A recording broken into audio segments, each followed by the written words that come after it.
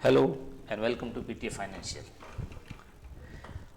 आज है 4 फरवरी 2025 और एक और नए एजुकेशनल वीडियो में आप सबका स्वागत है।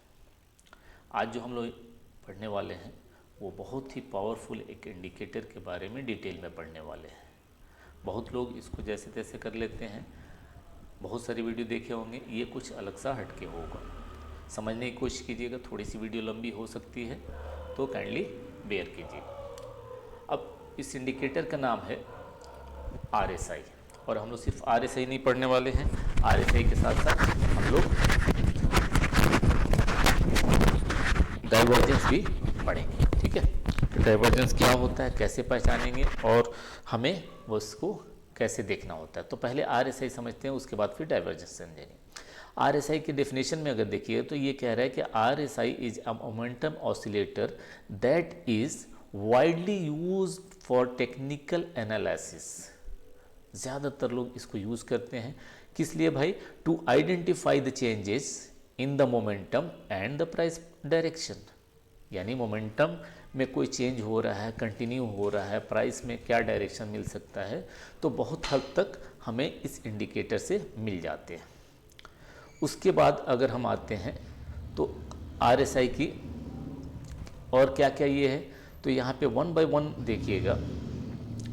Trader can use RSI to predict the price behaviour of a security.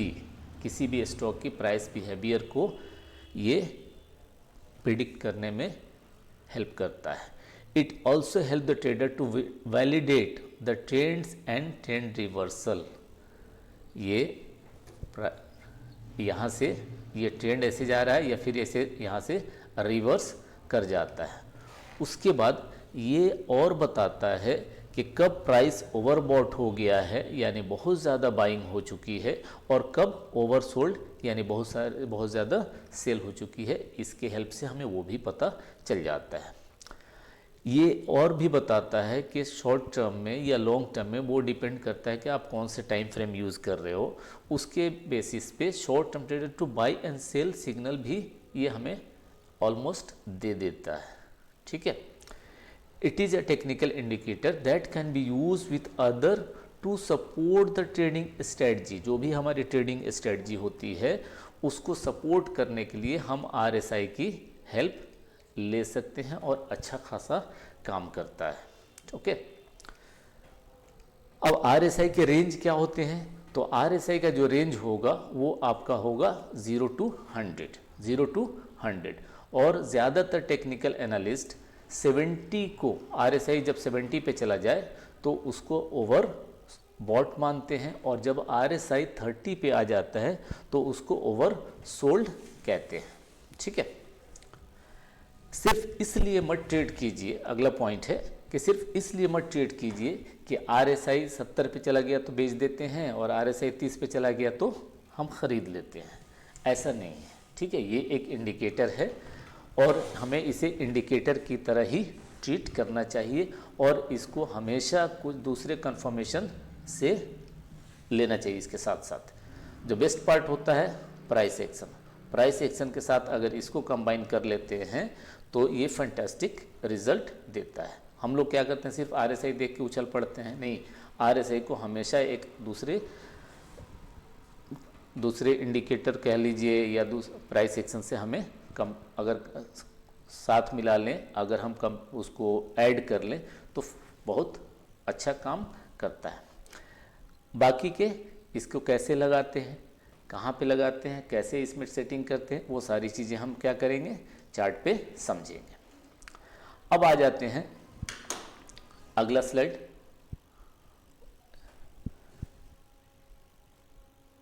इसमें है डाइवर्जेंस। दोनों का पहले यहाँ पे देख लेते हैं और फिर दोनों को चार्ट पे हम लोग वन बाय वन करके एक्सप्लेन करेंगे। डाइवर्जेंस का अगर डेफिनेशन देखें तो डाइवर्जेंस क्या कहता है? When a price of an asset is moving in opposite direction of A technical RSI। यानी अगर RSI ऐसे जा रहा है और प्राइस ऐसे आ रहा है तो ये अपोजिट डायरेक्शन हुआ कि नहीं? एक ऐसे आ रहा है और एक ऐसे जा रहा है, एक तो ये हो गया। या प्राइस आपका ऐसे जा रहा है और RSI ऐसे आ रहा है, तो प्राइस ये गया और RSI ऐसे जा रहा है। अब दोनों में एक चीज़ देख रहे हैं, एक तो ग्रेटर देन और एक लेस देन। एक ग्रेटर देन, ये हमारा क्या हो गया प्राइस, और ये क्या हो गया RSI। ये हमारा हो गया प्राइस और ये क्या हो गया RSI। तो एक ये डाइवर्जेंस होता है और एक ये डाइवर्जेंस होता है। तो डेफिनेशन में बस यही हम समझ जाते हैं कि भाई जब भी प्राइस RSI के अपोजिट डायरेक्शन में चल रही हो या RSI प्राइस के अपोजिट डायरेक्शन में चल रही हो तो उसको हम क्या कहते हैं, डाइवर्जेंस कहते हैं। ठीक है, अब यहाँ पे एक और मैं बता दूं इसी से पहले कि एक होता है पॉजिटिव डाइवर्जेंस। दो तरह के होते हैं, एक होता है पॉजिटिव डाइवर्जेंस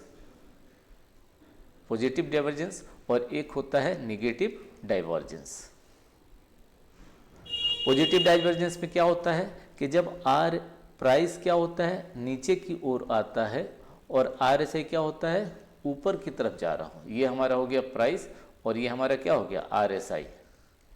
यानी कि ग्रेटर देन जो सिंबल होता है ना, ग्रेटर देन ऐसे वैसे अगर होता है तो उसको हम क्या कहते हैं पॉजिटिव डाइवर्जेंस।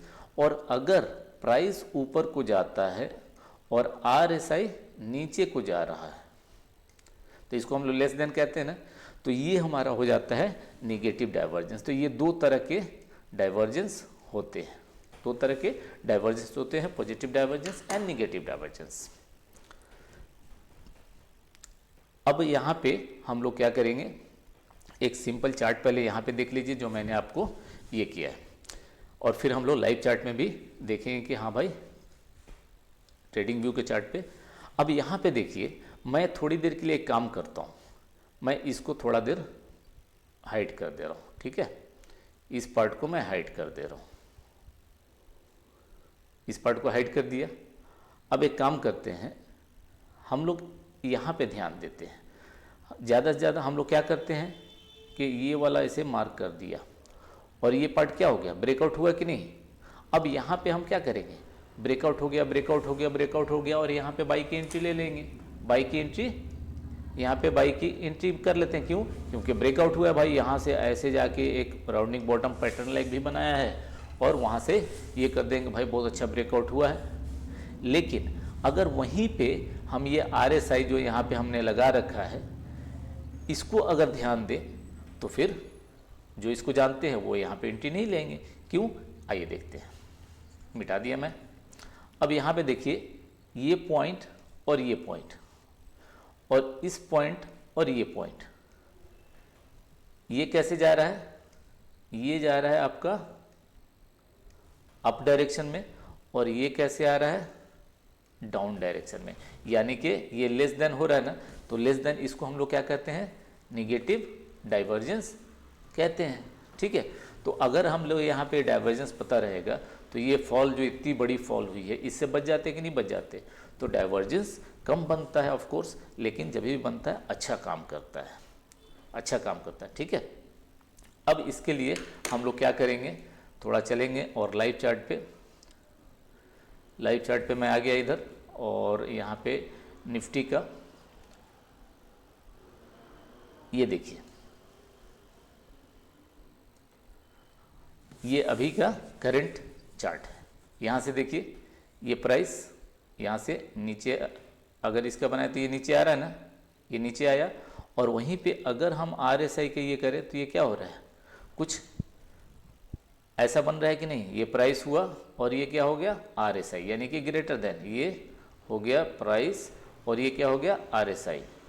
तो कौन सा डाइवर्जेंस बता, यहाँ पे कौन सा डाइवर्जेंस बना अभी बताया था, इसको हम लोग क्या कहते हैं पॉजिटिव डाइवर्जेंस। ठीक है, और पॉजिटिव डाइवर्जेंस, और यही रीज़न है कि मेरा व्यू यहाँ से ऐसे है। ठीक है, ऐसे आप लोग बहुत सारे चार्ट देख सकते हैं, जहाँ भी डाइवर्जेंस मिले पॉजिटिव नेगेटिव तो उसको महत्व ज़रूर दीजिएगा, इम्पोर्टेंस ज़रूर दीजिएगा। और उम्मीद करता हूँ कि ये वीडियो आपको पसंद आया होगा। चाहे आज का निफ्टी का देख लें, बैंक निफ्टी का देख लें, सब में बना है, पीछे भी जाके देखेंगे, बैक टेस्ट कीजिएगा तो ये मिलेगा, अच्छा काम करता है। ठीक है। तो ऐसे आप प्रैक्टिस कीजिएगा, प्रैक्टिस कीजिएगा तो कॉन्फिडेंस आ जाता है। मेरे कहने से कुछ नहीं होता है, मैं जितना जानता हूँ आपके साथ शेयर कर रहा हूँ। आप इसको आप मेरे से एग्री भी कर सकते हैं, डिसएग्री भी कर सकते हैं, ठीक है। तो ये आप प्रैक्टिस कीजिएगा और उम्मीद करता हूँ कि ये एजुकेशनल वीडियो आपको पसंद आया होगा, और पसंद आए तो लाइक और सब्सक्राइब करना और अपने दोस्तों के साथ शेयर करना ना भूलेंगे। तब तक के लिए good night and take care. आइए देखते हैं यहाँ पे कि RSI पहले लगाते कैसे हैं। तो कोई भी इंडिकेटर लगाने के लिए यहाँ पे जो इंडिकेटर लिखा हुआ है यहाँ पे जाके हमें क्लिक करना होता है, और यहाँ पे आके हम लिखेंगे RSI, ठीक है। ये रिलेटिव स्ट्रेंथ इंडेक्स आ गया, और इसको हम सेलेक्ट कर लेंगे, और नीचे में देखिए ये आपका प्लॉट हो गया। इसमें हम थोड़ी सी सेटिंग करेंगे, और सेटिंग ये करेंगे कि यहाँ पे सेटिंग में जाके और RSI बेस्ड MA है इसको हम हटा लेंगे, और बाकी आप चाहे तो रहने दे सकते हैं। जो ये 70-30 का ये था कि 70 को ओवरबॉट और 30 को ओवरसोल्ड। कुछ लोग इसको 60-40 भी यूज़ करते हैं, और कुछ लोग 80-20 भी यूज़ करते हैं। तीनों के तीनों सही हैं, जो आपको यूज़ करना है आप यूज़ कर सकते हो, ठीक है। अब इसको मैंने लगा दिया यहाँ पे। अब कोई भी ले लो, चाहे निफ्टी ले लो, अब निफ्टी का ही देख लीजिए। यहाँ पे जब ये आया था ये, तो RSI कहाँ पे चला गया था? 30 के पास में। फिर ये क्या हो गया? ऊपर गया? नहीं, ये भी ऊपर गया। फिर इधर देख लीजिए, और पीछे चल के देखते हैं। यहाँ पे चार्ट देख लीजिए, ये पार्ट। यहाँ पे RSI पे ध्यान दीजिएगा। RSI क्या हो रहा है? 70 के ऊपर चला गया है, और वहाँ से फिर क्या हो गया? मार्केट ये गिरा, यहाँ से ये गिरा। तो ऐसे ही चाहे जिस स्टॉक में भी हो, जब भी ये 70 के ऊपर जाता है तो ये रेंज ओवर बॉट कहलाता है, और जब ये 30 के आसपास आ जाता है इधर, तो इसको ओवर सोल्ड कहा जाता है। और ये हमें प्राइस एक्शन से भी हेल्प लेने के बाद ही इसको हम यूज़ करेंगे। जैसे यहाँ पे कुछ बना है, कंफर्मेशन मिला है तो गिरा है, यहाँ पे कुछ बना है, कंफर्मेशन मिला तो ऊपर गया है, तो वो प्राइस एक्शन आपको आनी चाहिए। अगर वो आता है, चाहे ये आप इंडेक्स में लगा रहे हो, किसी स्टॉक में लगा रहे हो, सबका एक ही प्रोसेस होता है और एक ही काम होता है, ठीक। अब इसके बाद देखेंगे हम लोग डाइवर्जेंस।